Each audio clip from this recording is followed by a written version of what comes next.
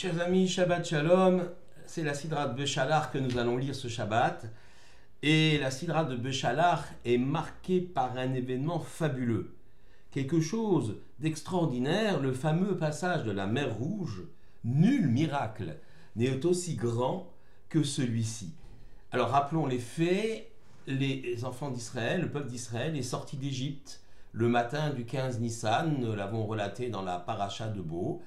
Et le pharaon, finalement, a cédé après les 10 plaies.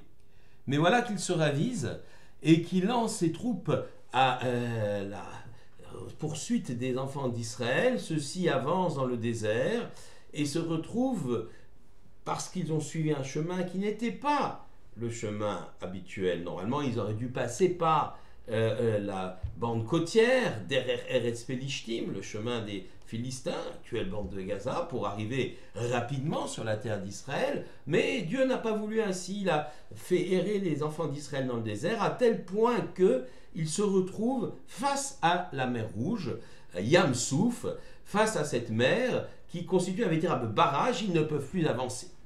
Alors, petite parenthèse sur le nom de mer Rouge. Alors, elle n'est pas plus rouge qu'on le pense. C'est une mer, voilà, comme toutes les mers. Mais pourquoi l'appelle-t-on la mer Rouge? Alors, il s'agirait d'une erreur de traduction. Yamsouf signifie en effet la mer des roseaux. Et lors des différentes traductions de la Bible dans les différentes langues, il y aurait une déformation, notamment en anglais. On a le mot red qui veut dire rouge et rid R-E-E-D, donc red R-E-D rouge et rid R-E-E-D qui veut dire un roseau. Et il y aurait donc une confusion entre rouge et roseau, et donc la mer des roseaux se serait retrouvée, donc c'est retrouvé mer rouge, Red Sea en anglais, ou mer rouge en français. Mais le terme le plus approprié est bien sûr mer des roseaux.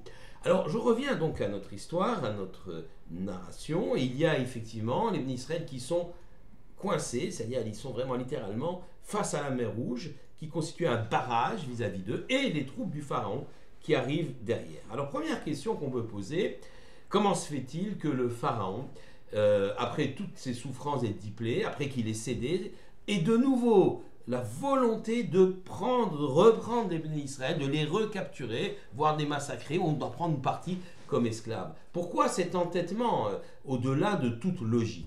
Alors on répond, et c'est le Char qui répond cela, dit Shabtai Cohen, 17e siècle en Pologne, qui répond et dit que le pharaon a parfaitement compris que pour maintenir son pouvoir, il lui faut la présence de ce bouc émissaire que constituent les Juifs. Les Juifs permettent de détourner la haine et les tensions possibles dans le peuple d'Égypte et de maintenir le pharaon au pouvoir. Et cette méthode, si on peut dire, eh bien, elle s'est popularisée entre guillemets dans toute l'histoire, puisque les dictateurs, les rois et autres empereurs ont toujours utilisé les Juifs comme un dérivatif, un bouc émissaire.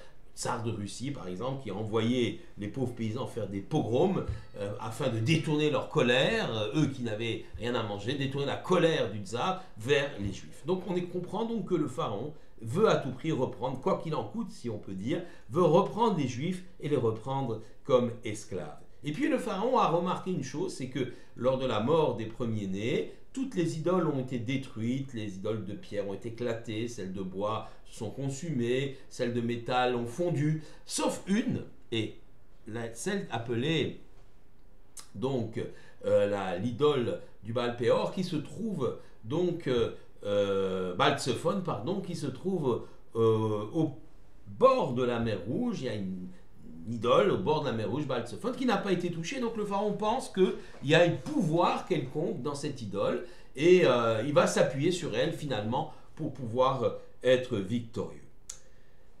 La Torah donc nous rapporte effectivement ce miracle de la mer Rouge au moment où les béné Israël crient vers l'Éternel. Moshe donc écoute l'Éternel. L'Éternel lui dit Hachem ilachem lachem atem tacharishum. L'Éternel va combattre pour vous et vous taisez-vous. Vous, les enfants d'Israël, taisez-vous. Vous n'avez qu'à suivre et vivre ce miracle. Alors il y a bien eu effectivement miracle était provoqué par un certain nombre d'individus, les gens de la tribu de Binyamin, de Yehuda, Narshon ben Aminadav, prince de la tribu de Yehuda, qui s'est précipité dans l'eau, et effectivement, il a fait ce qu'on appelle cette Messirut Nefesh, prêt à mourir pour Dieu, en tout cas à obéir à Dieu et à avancer dans l'eau, et c'est une des raisons pour laquelle finalement Dieu aussi a déclenché l'ouverture de la mer Rouge. Les Bnei Israël célèbrent alors ce miracle, ce Ness, après donc le passage de la mer Rouge et la mort des Égyptiens, donc noyés par la mer qui s'est refermée. Donc les Bnei Israël célèbrent alors ce Ness, ce miracle, en entonnant le fameux cantique de la mer Rouge, donc Azia Shir Moshe, alors Moshe chantera. La Shira, c'est ainsi qu'on appelle cela, la Shira de la mer Rouge, chant de la mer Rouge, est qualifiée de Shira Chadasha, c'est-à-dire de chant nouveau, interprété par ceux qui viennent d'être libérés, Shibra Chadasha, Shiberu Geulim, le chant nouveau, le cantique nouveau, eh bien, qu'ont entonné les Geulim, ceux qui ont été libérés. Mais pourquoi qualifier ce chant de nouveau? Il aurait été préférable de l'appeler premier chant.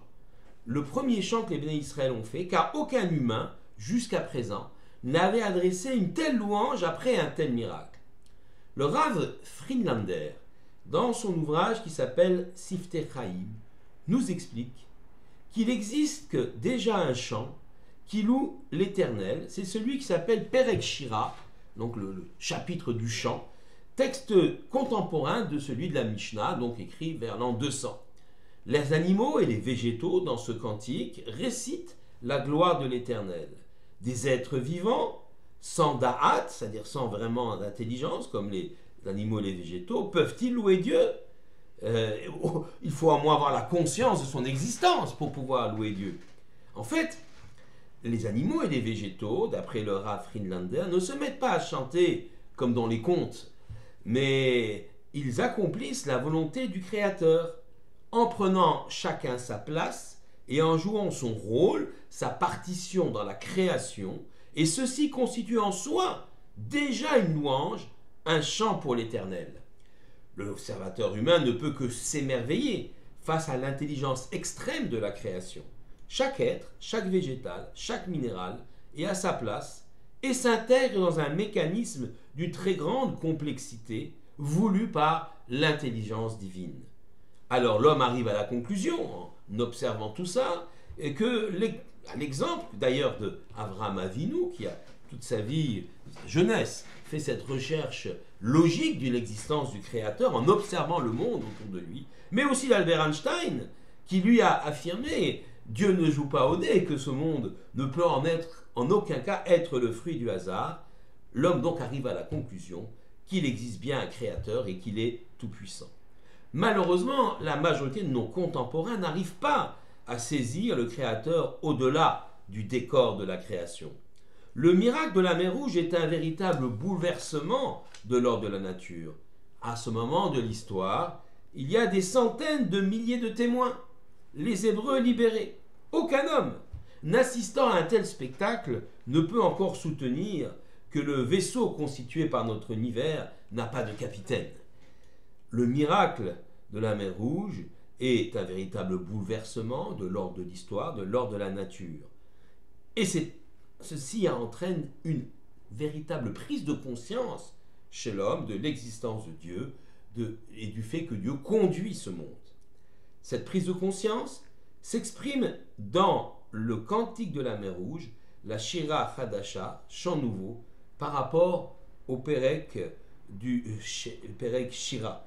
Dans le Perek Shira, qui effectivement est le deuxième chant, qui vient après le cantique de la mer Rouge, c'est l'observation du monde de la nature qui nous amène, et dans son fonctionnement normal, qui nous amène à croire en Dieu, à la Emouna.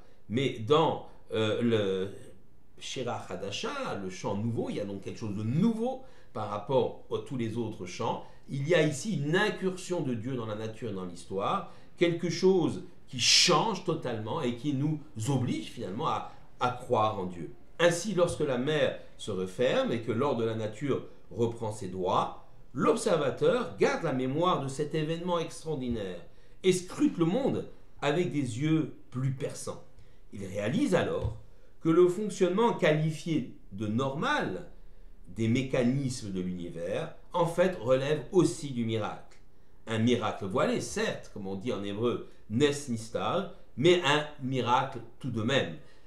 Après avoir vu l'incursion de Dieu dans le monde de la nature, le bouleversement des règles de la nature, eh bien, lorsque celle-ci revient à la normale, on est capable maintenant, puisqu'on a la mémoire consciente ou inconsciente d'ailleurs de cette histoire, eh bien, on a la capacité de percer au-delà du décor de la nature le Créateur qui est derrière tout cela et qui mène cela. Celui qui a le mérite de voir cela, réalise donc que l'Éternel est bien au-delà de l'horizon divin. Mechadesh betuvo bechol yom tamid maaseh bereshit. Dieu renouvelle dans sa bonté chaque jour et éternellement l'œuvre de la création. Shabbat shalom à tous.